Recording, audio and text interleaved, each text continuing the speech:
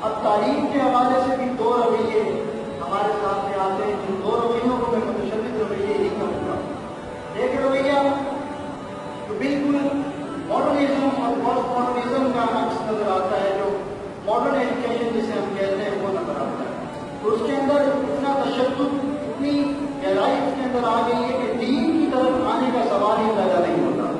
کہ بچے کو کوئی دینی تربیت، کوئی اللہ کی تربیت سکھانی جائے، ایسا موقع ہی نہیں ملتا، کیونکہ وہ اس قدر سیکولرزم کی طرف مائل ہے، وہ سسٹم ہمارا ہے جو ہمیں بالکل سیکولرائز کر دیتا ہے، اور فریڈم آف ایکسپریشن اور فریڈم آف تھنکنگ کی ہمیں جو اصطلاحات سننے دیتی ہیں، سنائی دیتی ہیں، اس سے کیا ہوتا ہے کہ بچے بھی پھر اپنی سوچ سوچتے ہیں اور اپنی مرضی سے پھر وہ زندگی گزارتے ہیں۔ یہ ایک سائڈ ہے۔ جو دوسری سائڈ ہے، جس کو اس سائڈ کو بھی میں تشدد پر مبنی سائڈ کہوں گا، یہ سائڈ ہے کہ اس قدر دینیات کی طرف اور اس قدر دین کی طرف وہ روایت ہوتے ہیں کہ اس قدر تشدد دینی ہمارے ملک کے اندر پایا جاتا ہے کہ دنیا کی تعلیم کو کوئی اہمیت ہی نہیں دیتے، اور بچے کو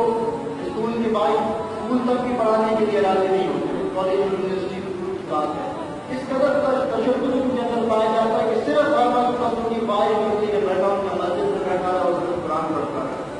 یہ نظریہ بھی تشدد پر ہوتا ہے۔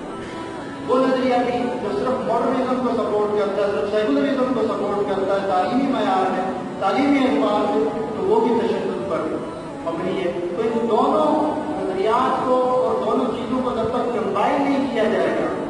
ماڈریشن جب تک نہیں آئے گی، اعتدال جب تک نہیں آئے گا، تب تک ہمارے معاشرے کے اندر ترقی ہونا محال ہے۔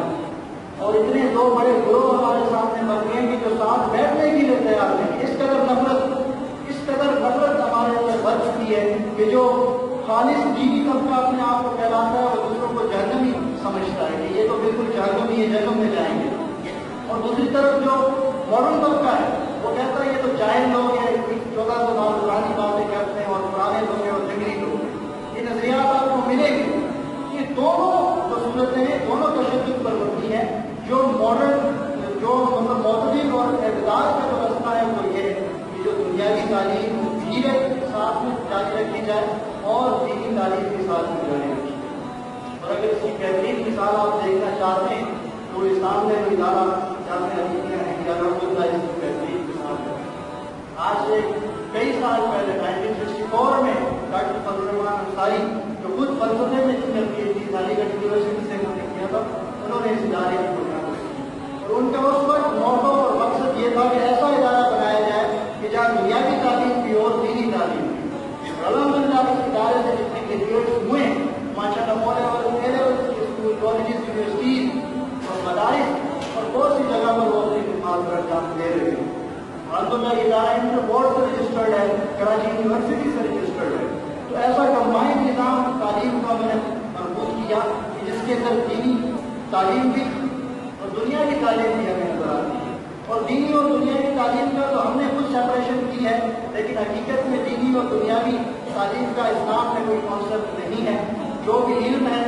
جو بھی نالج ہے وہ اللہ کی عطا کرتا ہے، وہ اسلامی ہی ہے۔ اگر کوئی بایولوجی، کیمسٹری، فزکس میں اگر وہ علم حاصل کر رہا ہے اور اس کے تھرو وہ انوینشنس کرتا ہے ملک کی سلامتی اور بقا کے لیے اور ہیلتھ کے حوالے سے وہ ورکنگ کرتا ہے، تو کیا یہ غلط ہوگا؟ کیا اسلام اس کی ترتیب کرے گا؟ ایسا نہیں ہے۔ اسلام ہر نالج کو ایکسیپٹ کرتا ہے، اسے ویلکم کرتا ہے۔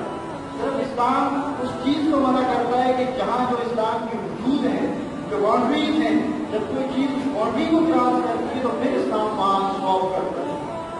اس کے علاوہ اسلام ہر نالج کو، ہر سبجیکٹ کو ویلکم کرتا ہے، چاہے وہ کیمسٹری ہو، بایولوجی ہو، فزکس ہو، ان کے اندر فزیولوجی ہو، باٹنی ہو، یا پھر دوسری طرف اکنامکس ہو، سائیکولوجی ہو، فلاسفی ہو، جتنے بھی علوم ہیں ان کو اسلام ویلکم کرتا ہے اور ان کی سیکھنے کی ترغیب بھی دیتا ہے۔ اور اسی طرح پھر دوسری طرف ہم دیکھتے ہیں جو فرائض علوم جنہیں کہا جاتا ہے، قرآن ہے، حدیث ہے، فقہ ہے، ان علوم کے بھی ساتھ ساتھ لے کے چلنے کی بات کرتا ہے۔ اور اگر آپ ہسٹری پہ نظر دوڑائیں، جب تک مسلمان پاور میں تھے، طاقت میں تھے، اس کی وجہ یہی تھی کہ ایک ہی ادارہ ہوتا تھا کہ جہاں سے ایک شخص عالم بھی بنتا تھا، ساتھ میں ڈاکٹر بھی بنتا تھا، عالم بھی بنتا تھا، ساتھ میں سائنٹسٹ بھی بنتا تھا۔ تب تک کا آپ دور دیکھیں کہ کس قدر انوینشن ہوئی ہے، کس قدر ترقی ہوئی ہے کہ اس کا ہم اندازہ نہیں لگا سکتے۔ تو تعلیمی حوالے سے یہ دونوں نظریات آپ کے سامنے میں نے رکھ دیے کہ جو تشدد پر مبنی ہے